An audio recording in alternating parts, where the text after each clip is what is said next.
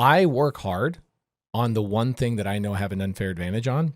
And people will say stuff to me and go, this is unfair. You're playing a game that's unfair. Yeah. I go, okay, hell yeah, that I'm playing the game the right freaking way. People that this system were not built for get pissed off at it. But it is the way it's supposed to be, sadly. There's one of the reasons I was excited to sit with you is because I truly believe that what you are teaching is the right unfair advantage, especially for the future of where our country is going.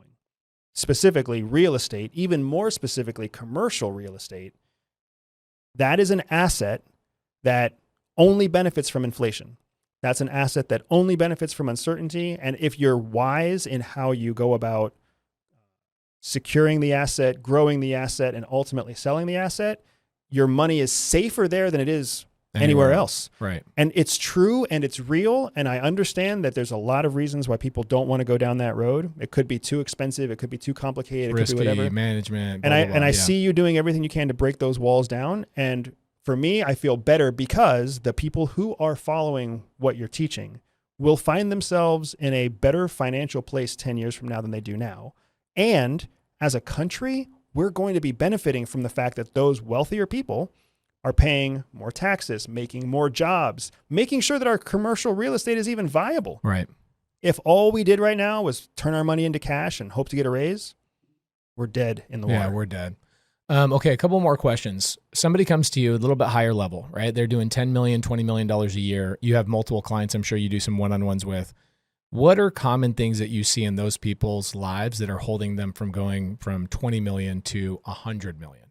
You know, it's funny. The biggest thing that I see is that they are tied up with personal or individual issues that don't align priority-wise with what they're trying to achieve. They're struggling with something that's personally holding them back, feeling bad about time with their kids, recovering from a divorce, struggling with a second spouse, dealing with the fact that their kids don't like them. There's something that's keeping them from alignment with their own outcomes, with the very thing that they built for the last 10 years. They spent, and they're making $20 million getting something, and now they're struggling with what to do next. And oftentimes the reason that they're struggling is because they've never prioritized what actually matters to them, which is why they somehow both want money and want time with their kids, right? That's not unfamiliar. That's not strange. That's not even rare. It's just you have to actually go through the process of understanding who you are to understand what you prioritize and why you prioritize it. Because what I find is that, especially for people who are decimillionaires, when they start to say that they feel guilty about something, they're generalizing the thing they feel guilty about. I don't spend enough time at home. When in reality, the thing that's bothering them is that they don't have regular contact with their oldest daughter.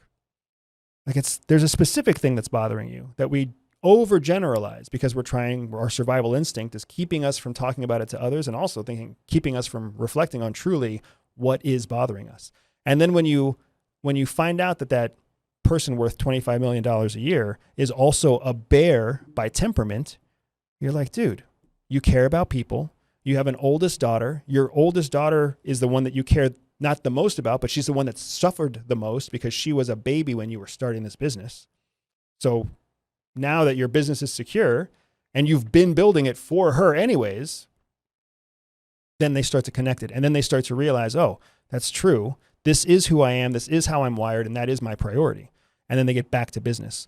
The other thing that I find that really wealthy people run into, or businesses of that size, is that they understand that psychology makes a difference. They understand it makes a difference in the sales team. They understand it makes a difference in the customer service team. They understand it makes a difference in the sales process. And they understand that they don't really understand psychology, that they've been doing what other people do. They've been doing what advisors tell them to do, and it works, but they don't really know why it works. And when you don't know the why behind how something works, it's very hard to scale it with your own knowledge, with your own experience, with your own twist. So being distracted by the personal thing prevents them from being able to add their own twist to the thing that's going to take them from 10 million to 50 million. And that's the gap that we close the most often. Yeah, I think that's me. Like I have such a great balance in my personal life. I think that's one of the top questions people ask me is like, how do you spend 6 to 7 hours a day with your kids and your wife? And they're with you everywhere you travel. and you still run this big operation. Well, that's systems, that's operations, and it's also attracting really high quality team members that believe in the vision as well. I've gotten past that part as an individual for the most part. I'm sure there's always improvements, 100%. I'm sure, in fact, if you brought somebody in, you came into my life, you'd be like, Pace, like, let's tweak these things. But for me, understanding the psychology of maybe my sales team, understanding the psychology of my team members, understanding the psychology of my audience and my customers at a higher level, I would look at it like this. I love golf. I don't get a chance to play it as often as I would maybe like. Maybe next life, I'll be Tiger Woods. But I've gotten better at golf because of muscle memory, right? So I've hit enough shots enough times to go, okay, well, when I stand this way, it does this outcome. Rather than hiring somebody, I believe in coaches like nothing else. I love spending the money to get the shortcut, which is why I'm like, how do I work with you? If I hire a golf coach, they can take an outside view and they can say, hey, this is actually what's going on. You think because your muscle memory is telling you when you're on a webinar and you can get the side chat to do this and you can do this, that, and the other, you've done it enough times that you've figured out through muscle memory, do these actions, you'll get a result. But you don't understand why these actions actually work with your audience and how it actually benefits them. So you can understand the deep-rooted reason why you should dig deeper, get better at that thing, how to polish it a little bit. But that's where I feel like I need the most help. And you guys help people with that. Correct. I would tweak some of the way that you're talking about it, right? Because what I would say is it's not that you want to understand the psychology of your sales team. It's more that you have a culture that you're trying to create. Correct. But what you need to do is bring in sales team members that will amplify that culture. Whereas maybe right now you're bringing in sales team members for something else because they have a good performance record or they're referrers, they've been referred by a friend, or you just know you need more salespeople. So you have a process for hiring and firing. It's almost like you're in my sales team. Yeah. But you're trying to generate a culture. Right. That's the terminology that I would use. Right. And when it comes to your audience, you understand what to do to make, a 25% conversion rate on a webinar, but maybe you don't know why it works the way it works. You also know that if you were to make a few changes, you could take that 25% to 35%. Right. And now you don't need more webinars.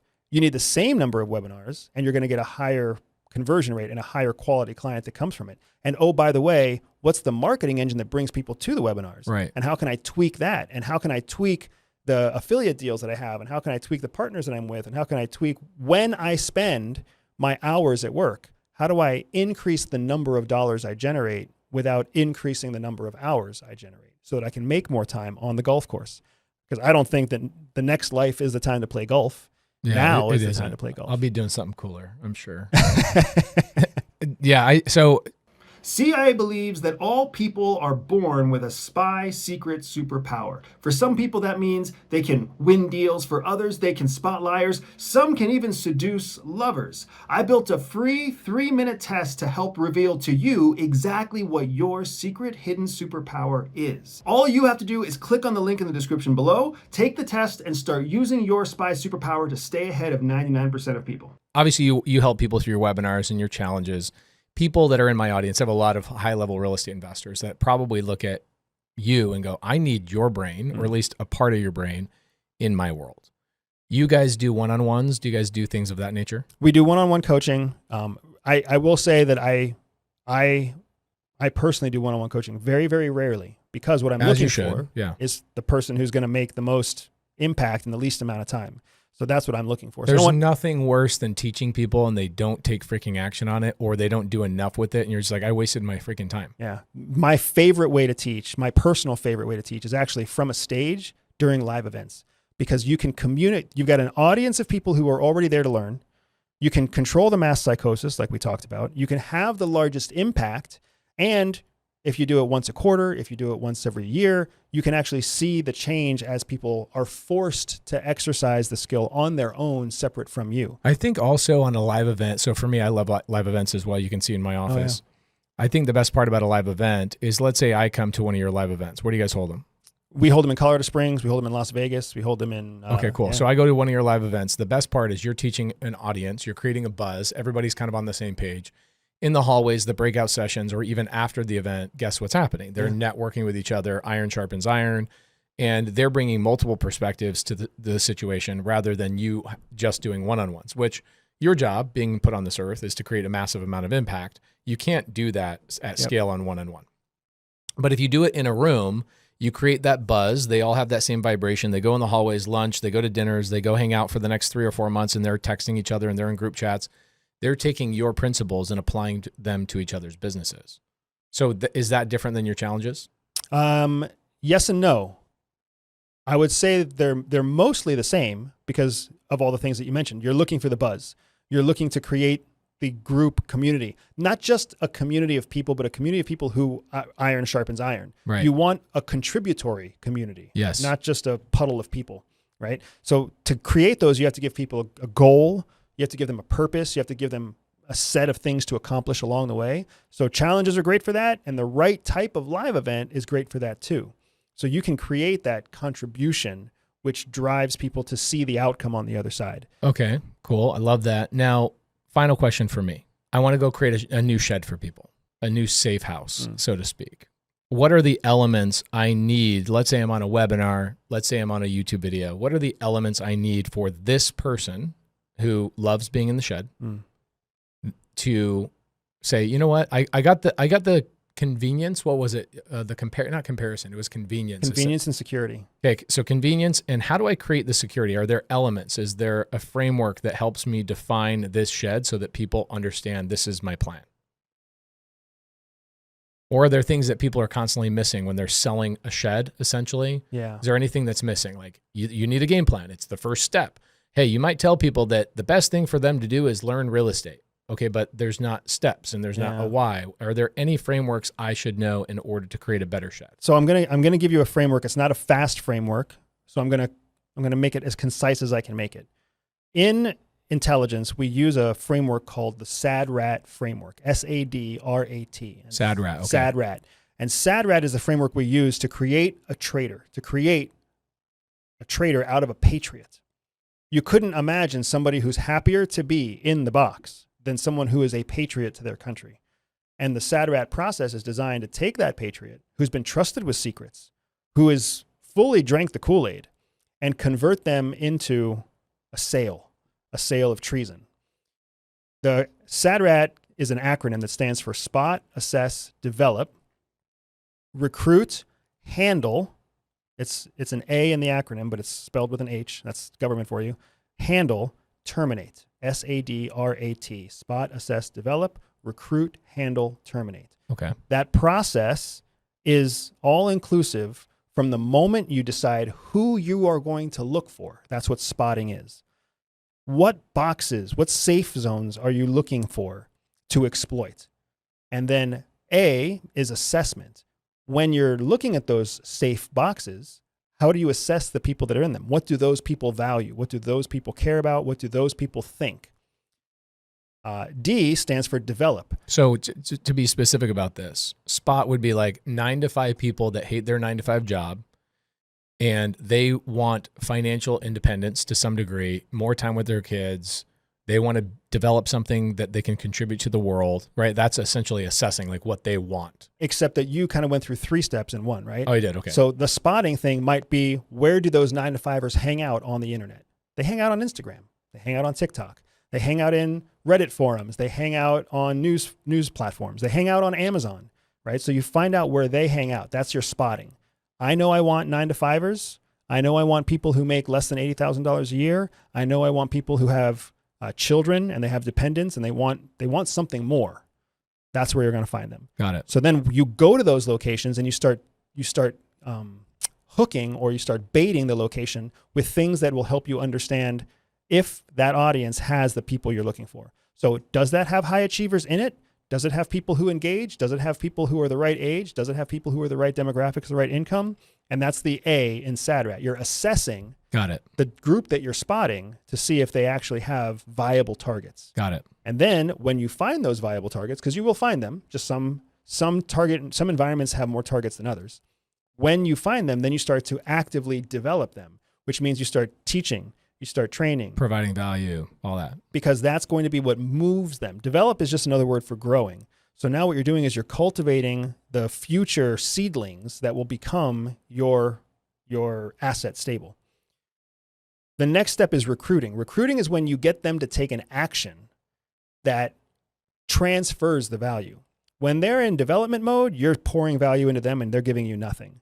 When it comes to recruitment, you're actually having them give you some value back. It's the person giving you an email address. It's the person buying your front end. It's the person who's buying your book for somebody else. Doesn't really matter what they're doing. What matters is that they're giving you value in return. That shows that they have been recruited.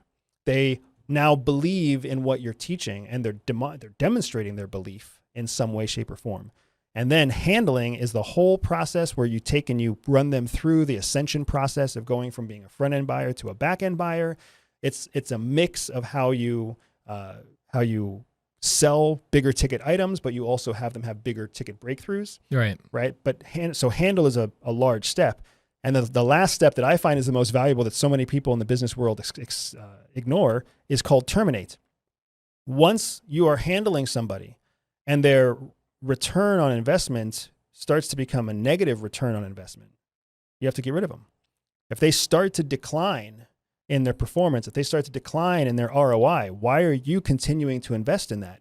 You have to turn off your investment, ride out the natural decline. You're actually going to increase your ROI if you stop investing in them actively, but their natural life cycle is going to continue to pay, and the profit margin will be higher because you've turned off your advertising, you've turned off your expenses, and you're refocusing those resources back into the spotting element of SADRAT.